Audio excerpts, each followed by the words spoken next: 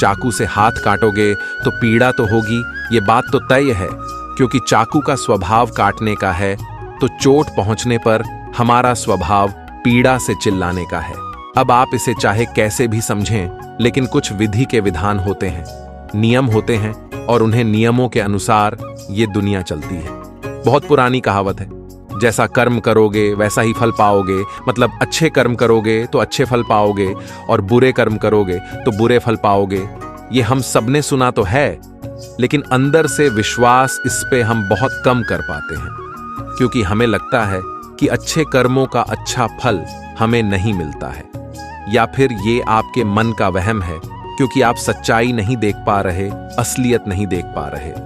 क्योंकि कर्मों का विधान, कर्मों का नियम तो अपने तरीके से ही काम करता है, वो आपके सोचने से बदल नहीं जाता।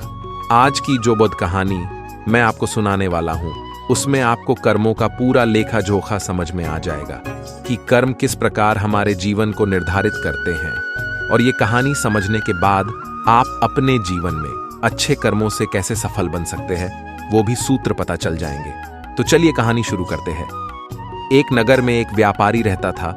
वो व्यापारी बहुत धनवान था। अपने नगर के बड़े बड़े व्यापारी में उसका नाम लिया जाता था। अपने खुद के नगर में भी उसका बहुत नाम था। फिर एक दिन शुभ घड़ी में उसे एक पुत्र प्राप्त हुआ।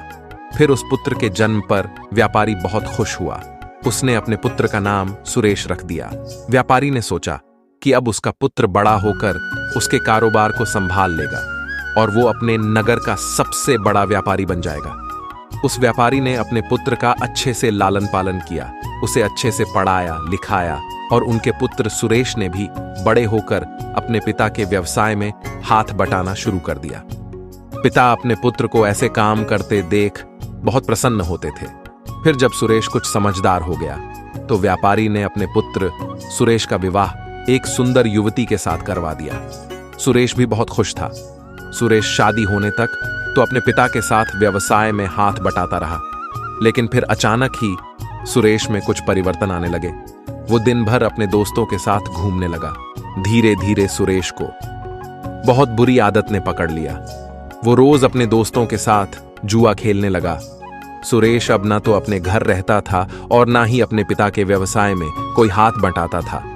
वृद्ध होने के कारण उनके पिता व्यापार की देखभाल नहीं कर पाते थे, और सुरेश तो व्यापार की देखभाल करना तो दूर की बात रही, वो तो अपने पिता के द्वारा कमाए गए धन को जुए में उड़ा रहा था। व्यापार की देखभाल नहीं होने के कारण धीरे धीरे उसका व्यापार में भी बहुत नुकसान होने लगा। सुरेश के पिता ने सुरेश को भी बहुत समझाया कि मैंने इतनी मेहनत करके इतना बड़ा व्यापार खड़ा किया है, तुम इस जुआ खेलने की आदत को, इस गंदी आदत को छोड़ दो, नहीं तो एक दिन ऐसा आएगा जब तुम्हारे पास कुछ भी नहीं बचेगा, कोई तुम्हारा साथ नहीं देगा, फिर तुम पछताओगे, इसीलिए तुम समय रहते संभल जाओ।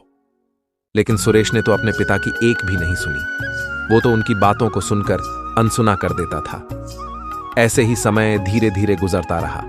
समय के साथ उसके पिता और भी बूढ़े हो चले थे और उनको बीमारियों ने जकड़ लिया।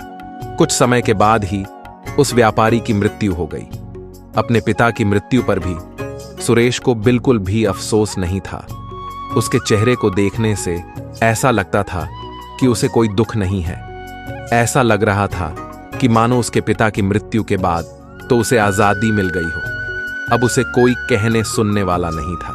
अब तो सुरेश पहले से भी अधिक जुआ खेलने लगा था। सुरेश जुआ खेलकर एक बहुत बड़ा आदमी बनना चाहता था। वो एक दिन में ही जुए में हारी गई रकम को जीतकर एक बड़ा आदमी बनना चाहता था, जिसके कारण अब वो जुए में बड़े बड़े दांव पेच लगाने लगा था। सुरेश की मां ने सुरेश को बहुत समझाया कि बेटा, तुमने बहुत सारा धन गंवा दिया है, अब जो थोड़ा बहुत धन बचा है उसे भी लुटाने पर क्यों लगे हुए हो। लेकिन वो कहते हैं ना कि जब नाश मनुष्य पर छाता है तो पहले विवेक मर जाता है, यानी कि बुद्धि मर जाती है। सुरेश अपनी मां की बात एक कान से सुनता था तो दूसरे कान से निकाल देता था। उसे किसी बात का कोई फर्क नहीं पड़ता था। सुरेश अब बस दिन रात जुआ खेलने में व्यस्त रहता था। सुरेश के पास कोई कुबेर का खजाना तो था नहीं जो कभी खत्म ही नहीं होता। धीरे धीरे सुरेश का सारा खजाना खत्म होने लगा। फिर एक दिन ऐसा आ गया जब सुरेश के पास कुछ भी नहीं बचा था। जुआ खेलने में उसने सारा धन खत्म कर दिया था। वो अपना सब कुछ गंवा चुका था। जब सुरेश की मां को यह बात पता चली कि उसका बेटा जुए में सब कुछ हार चुका है, तो उसकी मां की मृत्यु हो गई। उसकी मां को बहुत पूरा आघात लगा, जिससे उसकी हृदय गति रुक गई। लेकिन सुरेश को तो अपनी मां की मृत्यु पर भी कोई अफसोस नहीं था। उसे किसी भी बात से कोई फर्क ही नहीं पड़ता था। ऐसा लगता था जैसे उसके संवेदना खत्म हो चुकी थी। उसके लिए कोई जिए या कोई मरे, वो तो दिन भर जुआ ही खेलता रहता था। सुरेश तो व्यापारी का बेटा था ही, तो उसे कर्ज लेने में कोई दिक्कत नहीं आई। लेकिन सुरेश ने वो धन भी जुए में खत्म कर दिया। जुआ एक ऐसी लत है जो आपको एक जीतने की उम्मीद देती है, लेकिन आप जीत कभी नहीं पाते। अब सुरेश के ऊपर बहुत सारा कर्ज हो चुका था। उसके घर में 2 वक्त का खाना खाने जितना भी धन नहीं बचा था। अब तो सुरेश की हालत बहुत बुरी हो गई थी। अब उसके पास ना तो खाना खाने के लिए धन बचा था और ना ही कपड़े पहनने के लिए धन बचा था। वो बिल्कुल कंगाल हो चुका था। अब पूरे नगर में सबको पता चल चुका था कि सुरेश कंगाल हो चुका है। उसके पास कुछ भी नहीं है। जब सुरेश किसी से मदद मांगने जाता तो उसे सब मना कर देते। एक समय वो भी था जब उसके परिवार का नाम नगर के बड़े बड़े व्यापारियों में लिया जाता था। लेकिन सुरेश की इस गंदी आदत के कारण उसने अपना सब कुछ गंवा दिया था। अब कोई भी उसकी मदद नहीं करता था। लोग उसी मनुष्य की इज्जत करते हैं जो मेहनत से कमाता है और अपने जीवन में एक कामयाब इंसान बनकर दुनिया के सामने एक उदाहरण पेश करता है। जब सुरेश के ससुर को यह बात पता चली कि उसका दामाद कंगाल हो चुका है, तो वो अपनी पुत्री की चिंता करते हुए तुरंत ही अपनी पुत्री से मिलने पहुंच गया। उसने वहां जाकर देखा कि उसकी पुत्री तो बहुत दुखी है। उसकी पुत्री ने फटे पुराने कपड़े पहने हुए थे। भूख के कारण उसका गुलाब सा चेहरा मुरझा चुका था।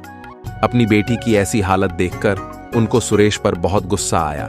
उसने अपनी बेटी को अपने साथ घर ले जाने का निश्चय कर लिया था। उसने ना ही सुरेश को कुछ कहा और ना ही कुछ सुना। अपनी पुत्री को लेकर अपने घर चल दिए। जब सुरेश अपने घर पहुंचता है तो उसे पता चलता है कि उसकी पत्नी को तो उसके ससुर जी अपने साथ ले गए हैं। ये देखकर सुरेश बहुत दुखी होता है। अब वो बिल्कुल ही अकेला पड़ चुका था। अब ना तो उसके पास पैसा था, ना पत्नी थी और ना ही उसके माता पिता थे। सब लोग उसे अकेला छोड़कर जा चुके थे। अब सुरेश को अपने पिता की हर वो बात याद आने लगी जो उसके पिता ने उसे समझाई थी। उसकी ऐसी हालत का जिम्मेदार वो स्वयं था। वो अचानक अपने आप से ही बातें करने लगा। उसने कहा कि एक दिन ऐसा था जब मेरी गिनती नगर के बड़े बड़े व्यापारी में होती थी और आज मेरे पास खाने के लिए खाना तक नहीं है। अब मैं मेहनत करूंगा और अपना खुद का व्यापार फिर से खड़ा करूंगा। ये सोचकर सुरेश अपने ससुर से मिलने के लिए चला जाता है ताकि वो उनसे कुछ धन उधार लेकर अपना व्यापार फिर से शुरू कर सके। सुबह होते ही वो अपने ससुर से मिलने के लिए निकल पड़ता है। ससुराल पहुंचकर वो अपनी हालत को देखकर रोने लगता है। अपने फटे पुराने कपड़ों को देखकर वो सोचता है कि वो अपने ससुराल में ऐसे फटे पुराने कपड़ों में तो नहीं जा सकता।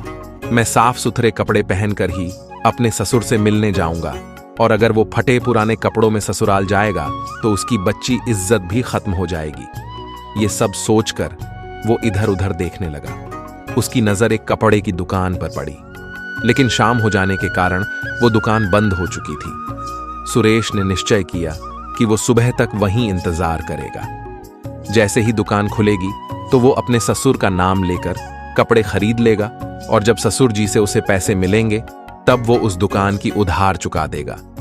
अपने फटे पुराने कपड़ों में ससुराल वालों के घर जाने से अच्छा है कि मैं एक रात इस दुकान के बाहर ही गुजार दूं। ये सब सोचकर सुरेश उस कपड़े की दुकान के बाहर ही सो जाता है। सुरेश भूख के मारे इधर उधर करवटें ले रहा था। तभी सुरेश ने देखा कि एक युवक चुपचाप दुकान के भीतर जा रहा है। उस युवक के भीतर जाने के कुछ देर बाद ही एक स्त्री भी दबे पांव उस तरफ आई और दुकान के अंदर चली गई। सुरेश को वो स्त्री अंधेरे में भी जानी पहचानी लग रही थी। सुरेश ने उस स्त्री को ठीक ढंग से देखने के लिए दुकान की खिड़की से बाहर झांका। वहां पर उसने जो देखा वो देखकर उसके होश उड़ गए, क्योंकि वो औरत कोई और नहीं बल्कि उसकी ही पत्नी थी। फिर सुरेश ने अपनी पत्नी और उस युवक की बातें ध्यान से सुनी। सुरेश की पत्नी उससे कह रही थी कि हे मेरे प्राण प्रिय, तुमसे बहुत प्रेम करती हूं और मैं तुमसे विवाह करके पूरी जिंदगी तुम्हारे साथ रहना चाहती हूं। मैंने आज तुम्हें यहां एक राज की बात बताने के लिए बुलाया है ताकि हम विवाह करने के बाद आराम से रह सकें, हमारे पास किसी भी चीज की कोई कमी ना हो। उस युवक ने बड़ी ही उत्सुकता के साथ पूछा कि कौन सा राज, तुम किस राज की बात कर रही हो? फिर सुरेश की पत्नी ने उस युवक से कहा कि मेरे ससुर जी बहुत धनी व्यापारी थे। उन्होंने अपने जीवन में बहुत ही कठिन परिश्रम किया था और खूब सारा धन कमाया था और उन्होंने 4 घड़े सोने के सिक्कों से भरवाकर मकान के चारों कोनों में गड़वा दिए थे। ये काम उन्होंने इसलिए किया था ताकि बुरे समय में उस धन का उपयोग किया जा सके। उन्होंने अपने जुआरी बेटे को इस धन के बारे में कभी नहीं बताया क्योंकि उनको डर था कि कहीं उनका जुआरी बेटा उस धन को भी जुए में ना उड़ा दे। फिर सुरेश की पत्नी ने उस युवक से कहा कि तुम जल्दी से मेरे ससुराल जाओ और मेरे मूर्ख पति से वो मकान खरीद लो। वो मकान तुम्हें आसानी से दे देगा क्योंकि उसने अपनी सारी जमा पूंजी तो जुए में ही हार गया है। फिर तुम उस मकान के चारों कोनों की खुदाई करना और उन चारों घड़ों को अपने कब्जे में कर लेना, जिसके बाद हमें कभी भी धन कमाने की आवश्यकता नहीं पड़ेगी और फिर हम पूरा जीवन खुशी से रहेंगे। अपनी पत्नी के मुंह से ये सारी बातें सुनकर उसे बहुत दुख हुआ। वह सोचने लगा कि आज मेरी बुरी आदतों के कारण मेरी पत्नी मेरी नहीं रही, बल्कि वो किसी दूसरे पुरुष के साथ होली उसका साथ दे रही है, उससे विवाह करने की योजना तक बना रही है। लेकिन मैं ऐसा कभी होने नहीं दूंगा। मैं अपने पिता की कमाई हुई दौलत को इस आदमी के हाथों तो कभी नहीं जाने दूंगा। माना कि मैं बुरी संगत में पड़ गया था, मुझे जुआ खेलने की गंदी लत लग गई थी, लेकिन अब मुझे सब कुछ समझ में आ चुका है। अब मैं अपने पिता की दौलत को इस तरह लूटने नहीं दूंगा। यह सब सोचकर सुरेश तुरंत अपने नगर के लिए निकल जाता है। सुबह होते होते वो अपने घर पहुंच जाता है। घर पहुंचकर वो बिना कोई समय गंवाए अपने घर के चारों कोनों की खुदाई करना शुरू कर देता है। खुदाई करने के थोड़ी ही देर बाद उसे वो चारों घड़े मिल जाते हैं। फिर वो उन चारों घड़ों से सोने के सिक्कों को निकाल लेता है और उन घड़ों में कोयला भरकर वापस उसी जगह पर रख देता है। इसके बाद सुरेश अपनी पत्नी के प्रेमी का इंतजार करने लगता है। कुछ दिनों के बाद उसकी पत्नी का प्रेमी उसके घर पर आता है। वो उसके घर आकर कहता है कि मैंने सुना है कि ये मकान बेचने के लिए उपलब्ध है। तुम मुझे ये घर बेच सकते हो क्योंकि मैं इस नगर में अपना व्यवसाय शुरू करना चाहता हूं। मुझे घर की जरूरत है और तुम्हें पैसों की जरूरत है। हम दोनों की जरूरतें पूरी हो जाएंगी। सुरेश तो इसी मौके के इंतजार में था। उसे उस आदमी की सारी योजना पहले से ही पता थी। उसने तुरंत अपना मकान उसे बेच दिया और फिर सुरेश मकान बेचने से मिली रकम और सोने के सिक्कों को लेकर दूसरे नगर को चला गया ताकि वो वहां जाकर अपना नया काम शुरू कर सके। वहां पहुंचकर सुरेश ने व्यापार शुरू कर दिया। शुरू में उसे बहुत कठिनाई हुई। उसने खूब मेहनत की और अपने से बुरी आदतों को दूर रखा। व्यापार में कभी कभी थोड़ी बहुत ऊंच नीच होती रहती है, लेकिन उसने सब कुछ संभाल लिया। थोड़े से दिनों में ही उसने बहुत सारा धन कमा लिया।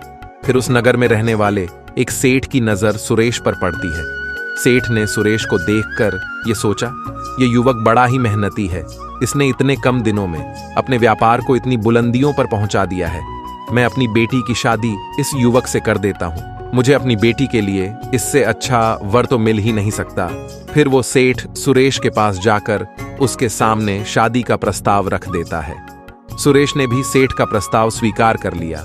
सेठ ने अपनी बेटी की शादी सुरेश से करवा दी। अब सुरेश के पास वापस पहले जैसा ही सब कुछ हो गया था। उसने धन कमा लिया था, इज्जत कमा ली थी, शादी भी हो गई थी। अब उसके पास सब कुछ था। अब सुरेश अपना जीवन खुशी से जी रहा था। अब उसके पास किसी भी चीज की कोई कमी नहीं थी। उधर सुरेश की पुरानी पत्नी का प्रेमी वो घर पाकर बहुत खुश हो रहा था, लेकिन जब उसने मकान के चारों कोनों की खुदाई की तो उसे सोने के सिक्कों के बदले कोयले के भरे 4 घड़े मिले और कोयले से भरे घड़ों को देखकर वो छाती पिट पिट कर रोने लगा। उस युवक को सुरेश की पत्नी पर बहुत गुस्सा आ रहा था। वो सोच रहा था कि काश उसने उसकी बात नहीं मानी होती। अगर मैंने उसकी बात नहीं मानी होती तो मुझे आज अपना धन नहीं गंवाना पड़ता। सोने के सिक्कों से भरे घड़े मिलना तो दूर, मेरे जीवन की जमा पूंजी भी जाती रही।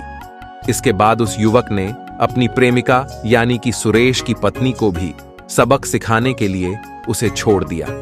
वो वापस अपने गांव लौटा और अपने प्रेमिका को बुलाया और कहा कि तूने मुझे ठगने की कोशिश की है, मेरी सारी जमा पूंजी तूने बर्बाद कर दी, अब मेरे पास कुछ भी नहीं बचा है। आज के बाद कभी मुझे अपना चेहरा मत दिखाना, चली जाओ मेरे सामने से। उधर सुरेश ने अपनी गलती से सीख लिया था कि बुरे कर्म करोगे तो परिणाम बुरा ही प्राप्त होगा। इस कहानी की सीख पर अगर हम गौर करें तो शुरुआत में सुरेश जुए का लती था, जुए का आदी था, तो उसके पास कुछ भी नहीं बचा था, वह सड़क पर आ गया था। उसकी पत्नी ने भी उसे छोड़ दिया था, ये उसके कर्म का ही परिणाम था। अगर वो अपने व्यापार को अच्छे से करता तो शायद उसे वो दिन देखने नहीं पड़ते। खैर, जैसे तैसे सुरेश को अपनी गलती का एहसास हुआ और उसने अपना जीवन बदल लिया। इससे हमें ये पता चलता है कि हमने चाहे जीवन में कितने भी बुरे कर्म किए हों, लेकिन हम कभी भी नई शुरुआत कर सकते हैं। अच्छे कर्म करने के लिए कोई भी समय नहीं होता, या यूं कहें कि हर समय अनुकूल होता है। और दूसरी तरफ हमें यह भी सीख मिलती है कि अगर हम बुरे समय में अपनों का साथ छोड़ दें, उन्हें धोखा दें, तो उनका भी बहुत बुरा परिणाम होता है। जैसे कि सुरेश की पत्नी ने उसे धोखा दिया, लेकिन इस धोखे के कारण उसने अपना सब कुछ गंवा दिया, यहां तक कि अपनी इज्जत तक गंवानी पड़ गई। अगर सुरेश की पत्नी केवल उसकी बुरी लत की वजह से उससे दूर चली गई थी तो वहां तक भी उसने कुछ गलत नहीं किया था, क्योंकि इसकी वजह खुद सुरेश था। लेकिन अपने प्रेमी के साथ मिलकर अपने पति को ही छलने की योजना बनाना उसे बहुत महंगा पड़ा। तो साथियों, ये वीडियो आपको कैसी लगी? मैं उम्मीद करता हूं इस वीडियो से आपको बहुत कुछ सीखने को मिला होगा। अपनी राय कमेंट बॉक्स में दें। यदि आपने हमारे YouTube चैनल HY इंस्पायर को सब्सक्राइब नहीं किया है तो सब्सक्राइब कर ले, ऐसे ही वीडियो देखने के लिए। फिर मिलते हैं अगले वीडियो में। जय हिंद।